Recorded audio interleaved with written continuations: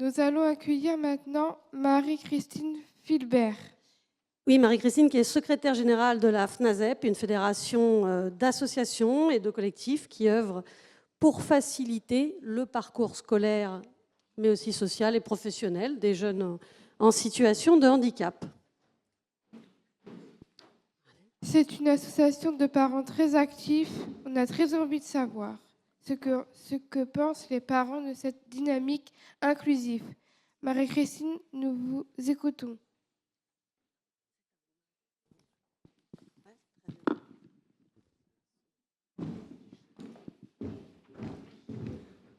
Bien, merci de votre accueil.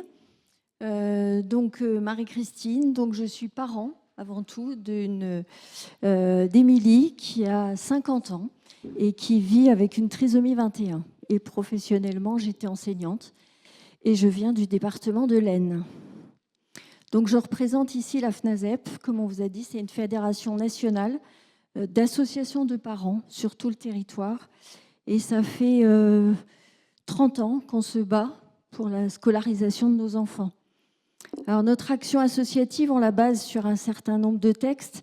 Alors, la loi de 2005, bien sûr, on y a travaillé, la Convention des droits des personnes, et puis les lois de l'éducation nationale, celles de 2013 et de 2019, où on a quand même puisé pas mal de choses qui relèvent du droit. Ça a été pointé plusieurs fois aujourd'hui. Et on base aussi notre action sur toutes les remontées des associations locales qui nous remontent des situations et puis des familles qui nous sollicitent quasi quotidiennement.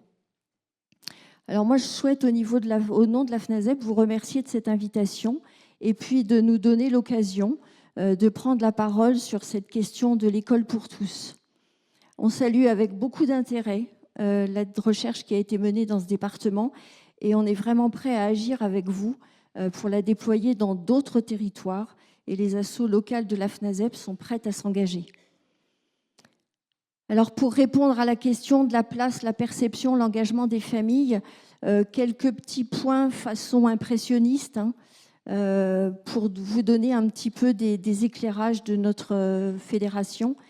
Alors, je vais emprunter une phrase de Charles Gardou qui a dit il y a très longtemps que les mots ne sont pas des signes, mais sont des signaux.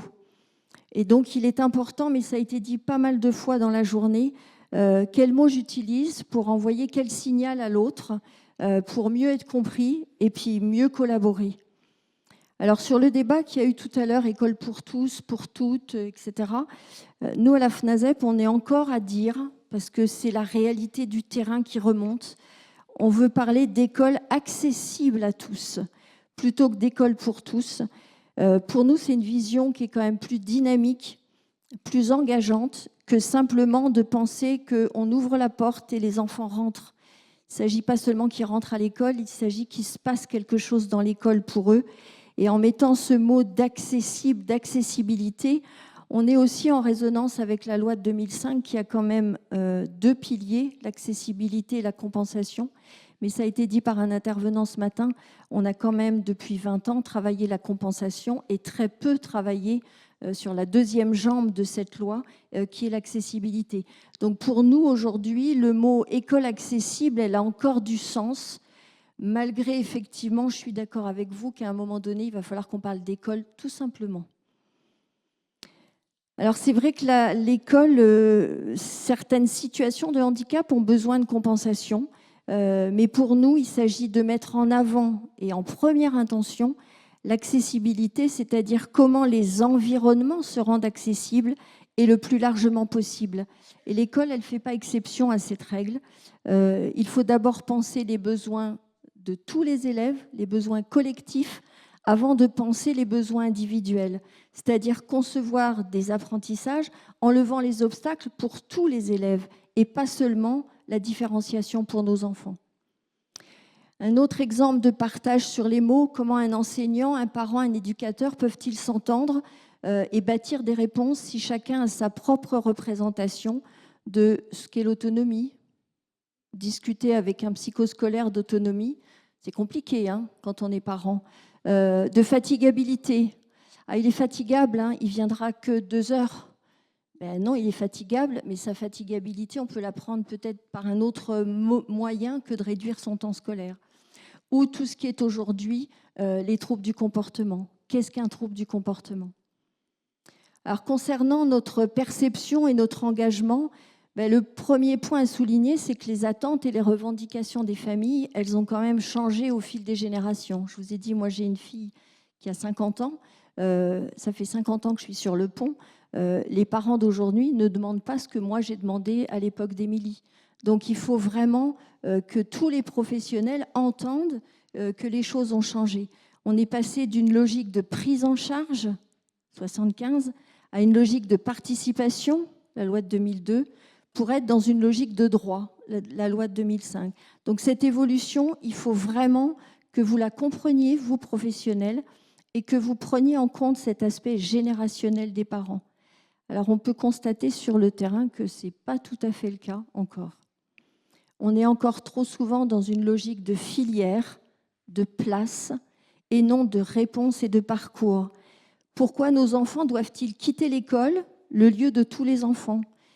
Et pour nombre d'entre eux, sans pouvoir y revenir d'ailleurs. Les parents d'aujourd'hui demandent que leur enfant puisse accéder à une scolarité réelle avec d'autres enfants, dans des conditions de bienveillance et avec les appuis et les adaptations nécessaires. Et que l'école, surtout, prenne conscience des compétences des enfants. On a entendu plusieurs fois aujourd'hui que des professionnels ont été surpris de réalisations inattendues de la part d'élèves. Je pense que ce n'était pas inattendu du côté des élèves et du côté des parents. Je pense que les représentations qu'on a du handicap sont tellement, pardonnez-moi du terme, il est peut-être un peu fort, mais tellement négatif qu'on ne s'attend pas à ce que des élèves en situation de handicap réussissent. Or, ils le sont, et il ne s'agit pas de faire disparaître le handicap. Les troubles dont parlait la collègue tout à l'heure du petit Noah, il va sûrement les garder toute sa vie. Maintenant, ce sont les environnements qui vont tenir compte de ces difficultés, mais lui, il va rester le même. Et ça, c'est important. En tout cas, l'école inclusive, l'école pour tous, ne doit pas être un principe dans une loi, ni une option, mais bien une réponse effective. C'est une école qui scolarise et qui ne fait pas qu'accueillir. On entend encore beaucoup, il est accueilli à l'école. Non, non, il n'est pas accueilli, il est scolarisé. Une école qui s'adapte, une école qui agit et qui ne juge pas non plus. Force est de constater que si nous avançons, nous n'y sommes pas encore. Des familles qui aujourd'hui sont fatiguées car elles doivent encore se battre, convaincre, attendre, se justifier, multiplier les démarches, courir d'un lieu à un autre. Ça a été très bien dit avec l'expression enfant étoile, je m'en servirai. Le parcours du combattant de ma génération n'est pas vraiment complètement terminé. Très souvent, vous évoquez, les professionnels, le besoin d'accompagnement des familles. Mais qu'est-ce que vous entendez par là? Quel sens vous donnez à ce mot?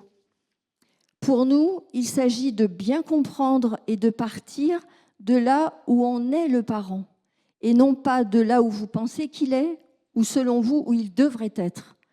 Ne plus entendre des phrases comme « vous ne vous rendez pas compte, vous devriez, vous auriez dû, vous n'y pensez pas ».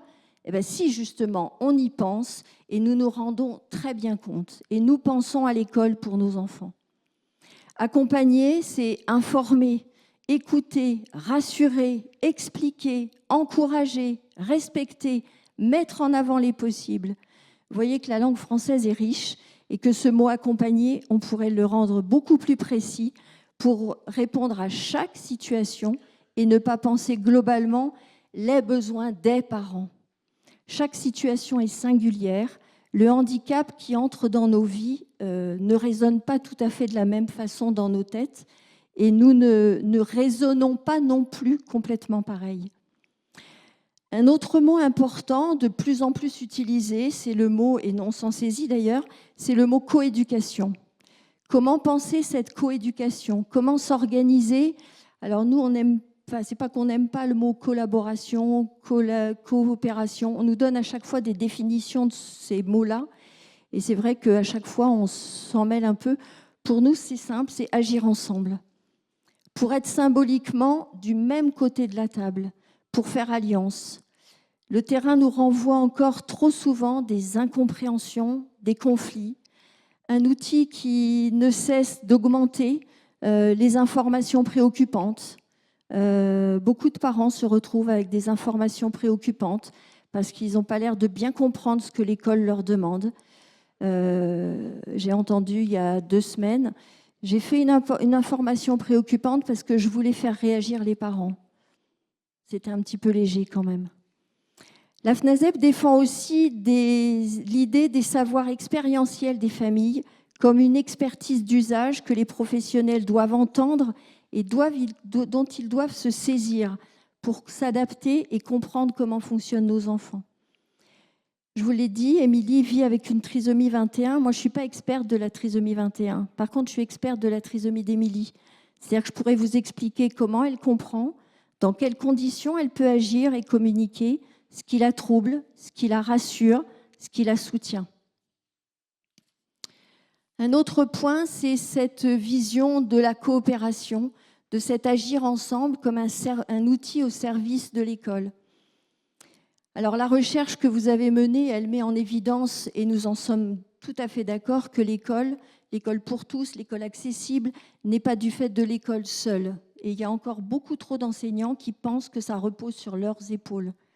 Alors il est vraiment temps de concevoir et d'organiser surtout une école où les métiers, ceux de l'éducation nationale, ceux du médico-social, mais aussi du droit commun, interagissent, se combinent, échangent et construisent. Trop souvent, on l'a dit, les jeunes doivent quitter les murs de l'école pour bénéficier des compétences du médico-social. En cela, on n'a pas du tout encore changé notre mode historique. Et comme le disait Marie-Pierre ce matin, est-ce qu'il n'est pas temps de faire le grand pas en avant et de déplacer enfin, une fois pour toutes, ce médico-social pour qu'il se transporte dans les murs de l'école et apporter aux élèves sans distinction leurs compétences, leurs approches, leurs outils. Nous ne pouvons pas penser une école réellement inclusive si chaque acteur reste dans son couloir. Alors, je vous ai dit que j'étais un petit peu vieille. Moi, j'ai participé au texte de coopération de 2009. 2009, les textes de coopération. J'ai l'impression qu'on n'a pas décollé. Les circulaires qui ont suivi n'ont pas changé la vision historique de notre répartition des rôles. Et les parents d'aujourd'hui que je rencontre ne comprennent pas ces découpages de temps, de lieux, de compétences, de personnes. Alors certes, il y a des dispositifs qui sont arrivés depuis 10 ans. Les ULIS, les PCPE, les DITEP, les UMA, les UEA, les DAR, les PCO, les EMAS, les PAS. C'est superbe. Et avec des moyens conséquents, il faut le dire. Pour autant, de notre point de vue, ils agissent encore en juxtaposition. C'est-à-dire qu'ils travaillent tous dans leur couloir et pas assez ensemble. Alors la transformation de l'offre est en route, mais nous souhaitons attirer l'attention aussi qu'hélas, c'est très inégal sur les territoires et que ça met un petit peu à mal un des principes de la loi de 2005, c'est l'égalité des droits et des chances. La preuve, on est dans le 28, il se passe des choses, mais il ne se passe pas ces choses-là ailleurs. Alors la transformation de l'offre, elle est à l'œuvre, c'est sûr, mais qu'en est-il de la transformation des pratiques ?